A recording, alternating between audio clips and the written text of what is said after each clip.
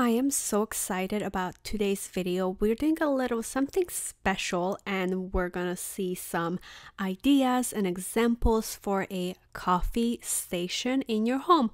If you don't drink coffee, this could be a tea station, and I'm making two parts for this video because I didn't want to put too much image in one video. I'm also gonna try to find something similar on Amazon. I actually bought my espresso machine on Amazon and I absolutely love it, and everyone who comes over, they're like, whoa, I love this, everything looks so cute. Unfortunately, I live in an apartment, so I don't have that much space like what you see right here, but it's just to give you some idea what you can do, and I think it looks so adorable and it's such a good vibe. You can put some little fake flowers on the side and it's so cute, and it looks very organized and very classy, elegant, and just stunning to look at, especially if you have friends over.